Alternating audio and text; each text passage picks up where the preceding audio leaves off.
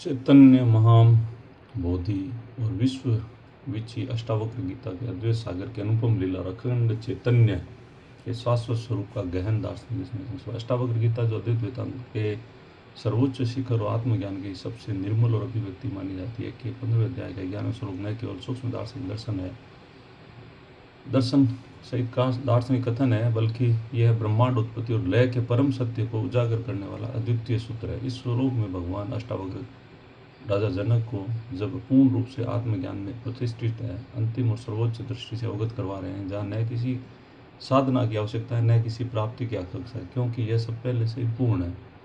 जब हम त्वयि अनंत महान बोधो पद का गहन विश्लेषण करें तो त्वयि का अर्थ है तुम, अर्थात तुम्हारा वास्तविक स्वरूप जो शुद्ध प्रज्ञान और निर्गुण ब्रह्म है। अनंत का तात्पर्य उस चैतन्य से है जिसकी कोई सीमा या परिधि नहीं है, क्योंकि समय और स्थान स्वयं उसी के भीतर है।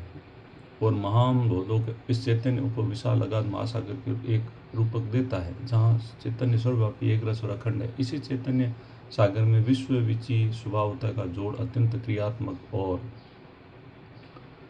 ब्रह्मांडीय सत्य को स्थापित करने वाला। विश्व का अर्थ है संपूर्ण चराचर ब्रह्मांड, जिसमें अरबों आकाश गंगा अनंत ब्रह्मांड, सूक्ष्मतम परमाणु, हमारा यह भौतिक शरीर, सब कुछ शामिल है। और विची का अर्थ है तरंगे, अर्थात संपूर्ण विश्व कोई ठोस स्वतंत्र पृथक सत्ता नहीं है, क्योंकि उस चैतन्य सागर की तरह उठती हुई मात्र एक कंपन या तरंग है। इस स्वभावतः शब्द का प्रयोग अष्टावक्र गीता के सार को चरम सीमा तक ले जाता है, क्योंकि इसका अर्थ है स्वाभाविक रूप से बिना किसी बाह्य प्रयास के इस या सृष्टा के नियंत्रण के। जिस प्रकार सूर्य की किरणों का निकलना उसका स्वभाव, ठीक उसी प्रकार चैतन्य सागर में विश्व का प्रकट होना एक स्वतः स्फूर्त लीला है, जिसे वेदांत में विवर्त कहा जाता है। हाँ, कारण स्वयं विकृत हुए बिना ही कार्य के रूप में, जहाँ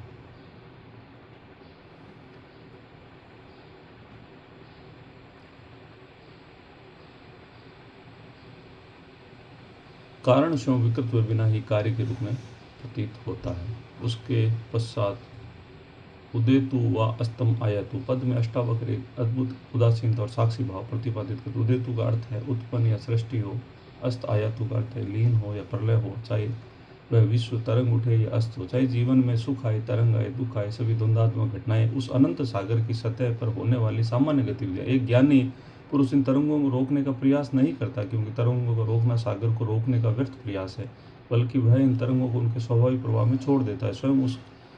स्वयं को केवल एक गहन, अचल और शांत सागर के रूप में अनुभव करता है। और अंत में यह श्लोक सबसे विस्फोट और मोक्षदायक निष्कर्ष है कि न तो वृद्धि न व क्षति में निहित है। न ते का अर्थ है तुम्हारी, अर्थात वह शुद्ध आत्मा की वृत्ति का अर्थ है वृद्धि और प्राप्ति। क्षति का अर्थ है हानि और नाश, अर्थात विश्व की तरंगे उठती है तो तुम्हारे स्वरूप में कोई वृद्धि नहीं होती, और जब वे तरंगे शामित हो जाती है तो तुम्हारे स्वरूप में कोई क्षति नहीं होती। ये कथन मानव मन में सबसे गहन भ्रम में जो कुछ बन रहा है, मैं नष्ट हो रहा हूँ का अहंकार है, को जड़ से काट देता है। आध्यात्मिक मार्ग पर अक्सर साधक ये सोचता है कि उसके ध्यान में गहरी अनुभूतियाँ होती है तो उसकी आत्मा में वृद्धि हो रही होती है।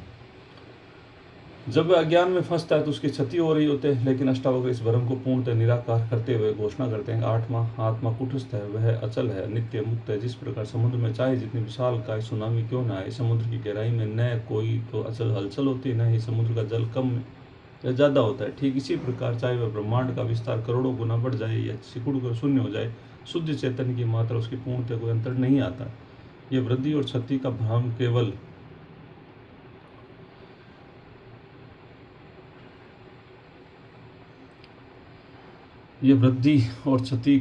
केवल भविष्य में कहीं दूर प्राप्त किए गए मोक्ष का सहज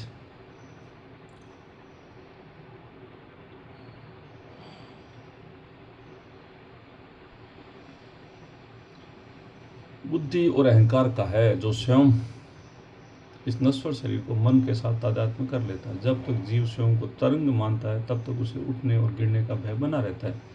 लेकिन जिस क्षण अष्टावक्र के इस मार्गदर्शक को हृदयगम करके उस अनंत सागर के रूप को पहचान लेता है तो उसकी समस्त चिंताएं, शोक उसी क्षण विलीन हो जाते हैं। यह शोक हमें सिखाता है कि मोक्ष कोई ऐसी वस्तु नहीं है जिसे भविष्य में कहीं दूर प्राप्त किया जाए, बल्कि मोक्ष वह सहज अनुभूति है जिसे मैं पहले से पूर्ण हूँ। मुझे कुछ प्राप्त नहीं करना, मुझे कुछ खोना नहीं। इस अप्राप्य प्राप्ति और अगमनस्य गमन का अद्वैत वेदांत का परम रहस्य। इस दृष्टि से जीवन एक संघर्ष नहीं है, बल्कि एक दिव्य नृत्य बन जाता है, जहाँ सुख दुख लाभ हानि, यश अपयश,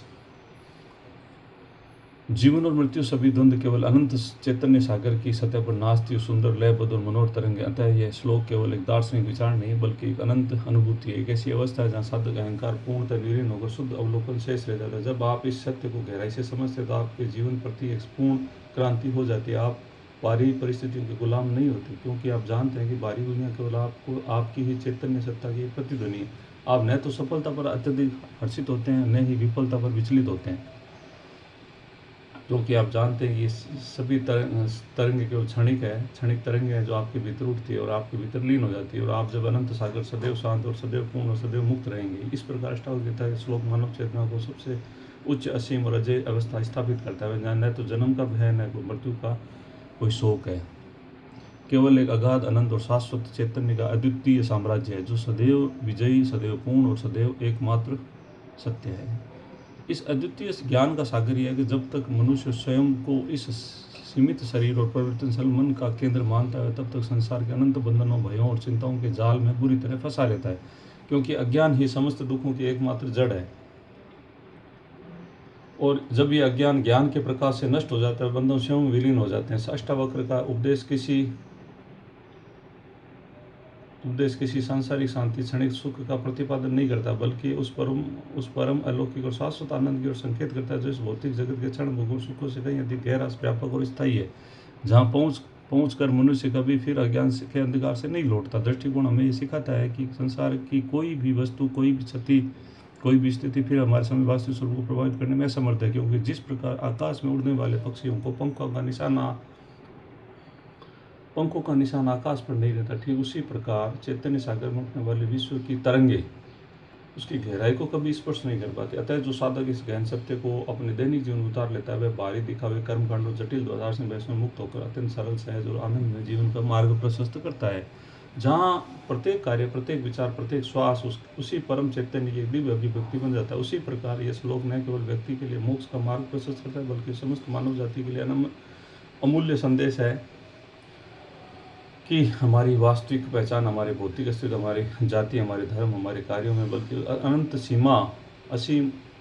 असीम और शाश्वत चैतन्य में निहित है, जो सब कुछ व्याप्त किए हुए। जब तक अनुभूति गहरी होती है तो व्यक्ति के भीतर से मैं करता हूँ, मैं भोगता हूँ का मिथ्या अभिमान पूर्णतः नष्ट हो जाता है। यह केवल एक निमित्त मात्र बनकर ब्रह्मांडीय नाटक को देखता है, जीता है, बिना किसी आसक्ति या द्वेष के। यही अष्टावक्र गीता की अद्वितीय देन है, जो मानव मन की सबसे गहरी जड़ों को हिलाकर रख देती है और उसे उस परम सत्य से रूबरू कराती है जो युगों ऋषियों और मुनियों का एकमात्र लक्ष्य रहा है, जो सदैव और जो अब आपके सामने पूर्णतः स्पष्ट और सुलभ रूप से उपस्थित है। अतः इस चैतन्य सागर में विश्व की तरंगों को इस नृत्य सदैव चलता रहेगा, परंतु जब एक बार स्वयं अपने सागर के रूप में जान लिया तो कोई भी तरंग आपको भ्रमित नहीं करती, कोई भी तूफान आपको डुबो नहीं सकता। आपको सदैव उस परम शांति, अमृतत्व को प्राप्त करने का आपका जन्मसिद्ध अधिकार है। यह अद्वितीय का परम सत्य है। यही आत्मज्ञान की चरम सीमा, यही अष्टावक्र की अमर वाणी जो आपको सदैव के लिए मुक्त और कृतार्थ कर देती है। यही परम शांति सत्यम।